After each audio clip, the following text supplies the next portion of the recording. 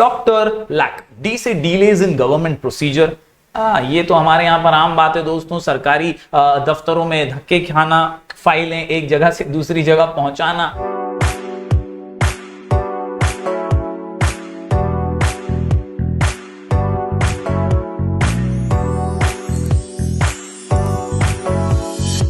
Hello everyone, मैं हूं जयेश राजगौर और स्वागत है आप सभी का इस नए इंटरेस्टिंग यूट्यूब वीडियो में।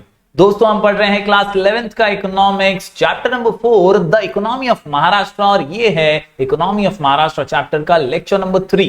जी हाँ दोस्तों, अगर आपने पिछले वीडियो नहीं देखे तो आई बटन में ऊपर और नीचे डिस्क्रिप्शन में दोनों ही जगह पर मैं उनकी लिंक डाल दूंगा। जरूर पिछले कुछ वीडियोस जरूर देखिएगा ताकि आप समझ पाएं कि महाराष्ट्र की इकोनॉमी कितनी ज्यादा अहम है और कितनी ज्यादा इंपॉर्टेंट है इस देश को दिशा दिखाने में। Economy of Maharashtra is boosting and booming industry. यहां पर अलग अलग सेक्टर्स के माध्यम से हमारे देश की इकोनॉमी को एक सही दिशा मिलती है। अलग अलग राज्य अपने तौर तरीके फॉलो करते हुए कई जगहों पर देश को आर्थिक सहायता करते ही हैं, लेकिन महाराष्ट्र इनमें सबसे आगे है। और इसीलिए इस चैप्टर के माध्यम से हम सीख रहे हैं कि कैसे इकोनॉमी ऑफ महाराष्ट्र एक बूमिंग इकोनॉमी होने के नाते देश की मदद करती। पिछले कई वीडियोस के अंदर हमने अलग अलग सेक्शंस की बात की और अलग अलग सेक्टर भी पढ़े।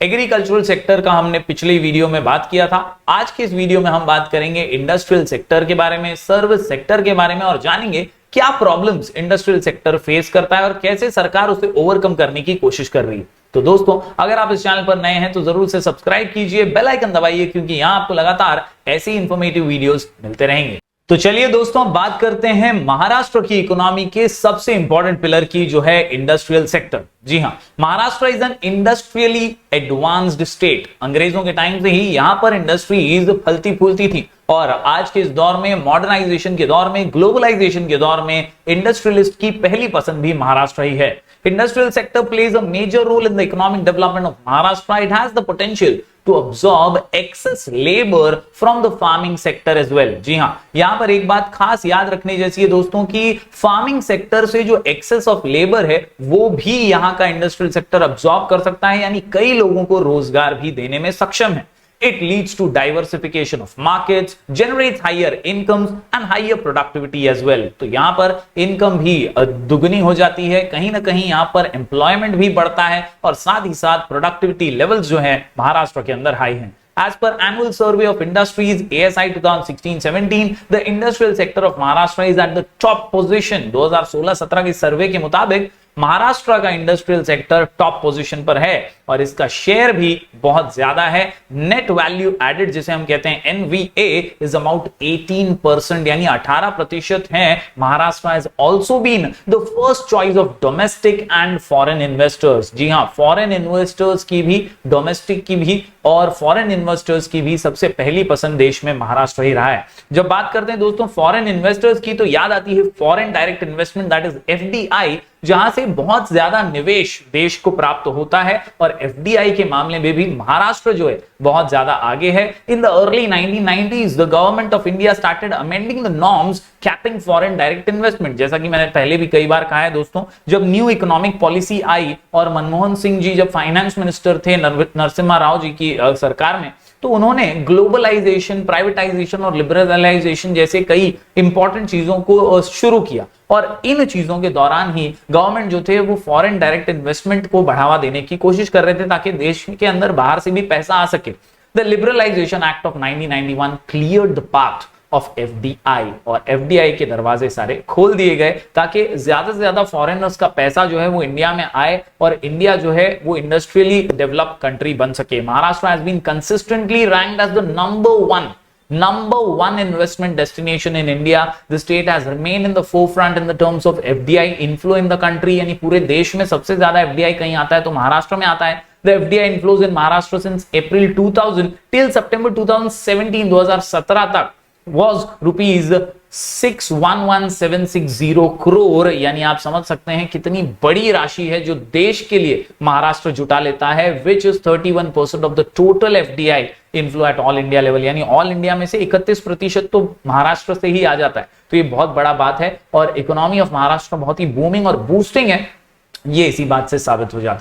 लेकिन दोस्तों जैसा कि आप जानते हैं हर सिक्के के दो पहलू होते हैं और यहां पर भी दो पहलू देखने मिलते हैं। हमारी इंडस्ट्रियल सेक्टर ग्रो तो कर रही है, आगे तो बढ़ रही है तेजी के साथ, लेकिन there are certain problems which our industrial sector is facing. Maharashtra के इंडस्ट्रियल सेक्टर को कई प्रॉब्लम्स भी फेस करने पड़ रहे हैं। चलिए नजर डालते हैं इन जनरल प्रॉब्लम्स को जो इंडस्ट्रियल सेक्टर महाराष्ट्र में फेस करता है। कुल मिलाकर के 7 महत्वपूर्ण पॉइंट है और इन 7 पॉइंट को आसानी से बोर्ड एग्जाम में यानी आपके कॉलेज वगैरह के एग्जाम्स में इसे प्रेजेंट करने के लिए हमारा शॉर्ट कोड है doctor lack. Doctor lack, doctor lack. D से डिलेज इन गवर्नमेंट प्रोसीजर।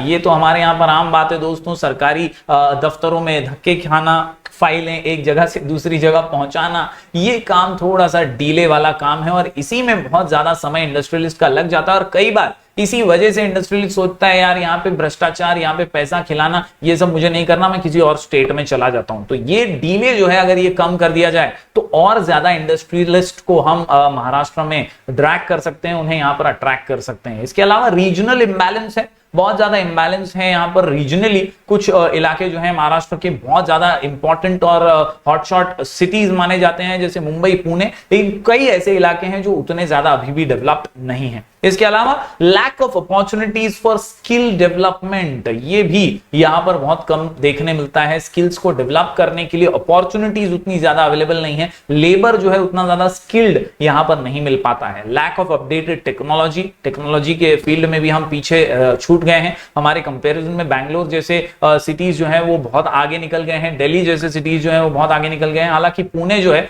वो बहुत जबरदस्त तरीके से टेक्नोलॉजी वाइज आगे बढ़ रहा है, लेकिन अभी भी कहीं कमी रह जाती है और इसी वजह से ये भी एक जनरल प्रॉब्लम है जो इंडस्ट्रियलिस्ट फेस करते हैं। इसके अलावा लैक ऑफ इंफ्रास्ट्रक्चरल फैसिलिटीज, जी हाँ, पावर फेलियर ये अभी भी बहुत बड़ा प्रॉब्लम है, जहां पर इलेक्ट्रिसिटी वगैरह की प्रॉब्लम्स है। महाराष्ट्र के कई गांवों में लोड शेडिंग होती है और इसके वजह से दोस्तों इंडस्ट्रियलिस्ट को खासा नुकसान झेलना पड़ता है। तो lack of infrastructural facilities also a general problem which the industrial sector faces. इसके अलावा lack of motivation to new entrepreneurs, नए एंटरप्रेन्योर्स के लिए सस्ते दामों में जमीन या कुछ कंसेशन सरकार द्वारा अगर हो तो वो मोटिवेट होंगे और नए बिजनेस सेटअप करने के लिए, नए स्टार्टअप्स करने के लिए प्रेरित होंगे। लेकिन ऐसा अभी तक कोई ऐसा योजना या ऐसी कोई पॉलिसी सरकार की तरफ से नहीं लाई गई है, तो ये लैक ऑफ मोटिवेशन भी इंडस्ट्रियलिस्ट को पीछे खींच लेता है।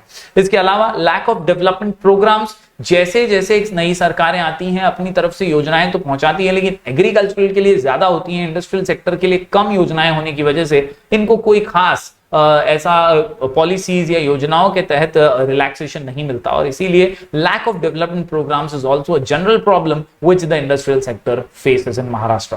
तो दोस्तों ये थे कुछ जनरल प्रॉब्लम्स जो इंडस्ट्रियल सेक्टर फेस करता है महाराष्ट्र के अंदर। चलिए बढ़ते हैं आगे और देखते हैं क्या सॉल्यूशंस महाराष्ट्र की गवर्नमेंट्स, अलग अलग सरकारें अलग अलग योजनाओं के तहत इन इंडस्ट्रियल प्रॉब्लम्स को टैकल करने के लिए कर रही हैं। जी हाँ, जनरल सॉल्यूशंस या हम इसे कह सकते हैं measures undertaken by government for industrial development. तो पहली बात जो गवर्नमेंट ने अपनी तरफ से कोशिश की है वो ये कि single window cell initiated to provide all clearances to the existing and prospective investors। यानी जो मैंने शुरुआत में कहा कि एक सबसे बड़ा प्रॉब्लम है कि डीले होते रहता है प्रोसेस, दफ्तरों में यहां से वहां चक्कर काटने पड़ते हैं, फाइलें पास नहीं होती हैं जल्दी से, भ्रष्टाचार बहुत है, करप्शन बहुत है।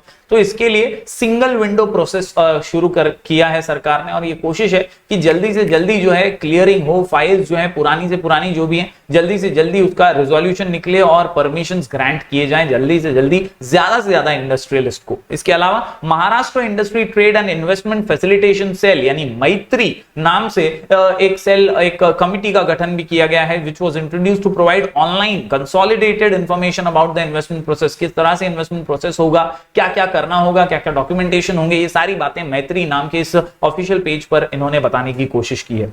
इसके अलावा awards for export performances, Maharashtra की इंडस्ट्रियलिस्ट और इंडस्ट्रीज जो एक्सपोर्ट अच्छा खासा कर रही हैं, एक्सपोर्ट के जरिए फॉरेन इन्वेस्टमेंट या फॉरेन करेंसी जो महाराष्ट्र में आती है, इंडिया में आती है, इसके लिए प्रोत्साहित करने के लिए अवार्ड फंक्शंस भी यहां पर ऑर्गेनाइज किए जाते हैं, जहां अवार्ड्स फॉर एक्सपोर्ट परफॉर्मेंस। इसके अलावा space rent subsidies are provided to small scale industries to encourage their participation in international exhibition, ताकि वो भी ग्रो हो सकें, टेक्नोलॉजिकली एडवांस हो सकें और इसके तहत उनको भी एक प्रेरणा मिले कि यार हम भी स्मॉल स्केल इंडस्ट्री होने के नाते सही, लेकिन हम आगे बढ़ सकते हैं और दूसरी इंडस्ट्रीज के साथ कंपीट भी कर सकते हैं। इसके अलावा creation of special economic zones SEZ to boost industrial growth. And आखिर में Maharashtra state industrial cluster development programme that is MSICDP, इसका भी गठन किया गया है। It is being implemented all over the state to develop small medium and micro enterprises, यानी जो मध्यम लघु उद्योग जिन्हें हम कहते हैं, छोटे उद्योग जिन्हें हम कहते हैं,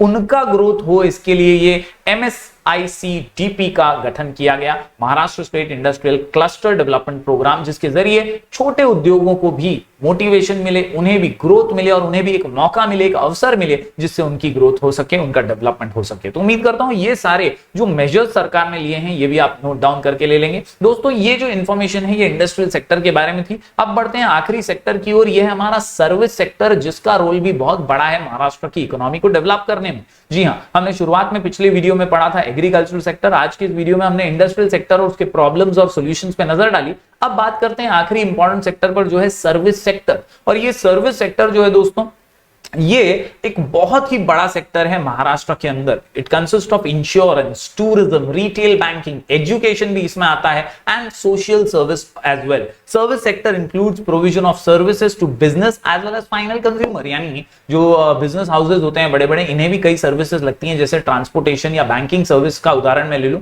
तो ऐसी सर्विसेज भी इसी सेक्टर में काउंट होती हैं। इसके अलावा फाइनल कंज्यूमर तक जो सर्विसेज पहुंचती हैं उनका भी समावेश सर्विस सेक्टर में किया जाता है। तो ये सारी चीजें सर्विस सेक्टर में आती। Service sector is the largest employment generating and fastest growing sector of the economy. हमारे महाराष्ट्र की सबसे ज्यादा लार्जेस्ट एम्प्लॉयमेंट जनरेट कोई करता है तो वो है सर्विस सेक्टर। यहां पर ही ज्यादा रोजगार है, यहां पर ही ज्यादा नौकरियां हैं, और ये फास्टेस्ट ग्रोइंग सेक्टर है महाराष्ट्र के अंदर। The contribution of service sector to GSDP, यानी जो हमारा ग्रॉस स्टेट डोमेस्टिक प्रोडक्ट है, इसमें सबसे ज्यादा है, has been the highest compared to other sectors in the economy, that is 54.5%। 2017 और 18 के सर्वे के मुताबिक इसका, ये सेक्टर का, सर्विस सेक्टर का सबसे ज्यादा योगदान रहा है हमारे महाराष्ट्र की इकोनॉमी को मजबूत बनाने में, बूस्ट करने में। The core areas for development of service sector includes fintech, IT क्षेत्र में बहुत आगे बढ़ रहे हैं तेजी से, startups, cloud computing, electric vehicles, जी हां इलेक्ट्रिक व्हीकल्स भी धीरे धीरे बहुत पॉपुलर होते जा रहे हैं, defence, tourism and private universities.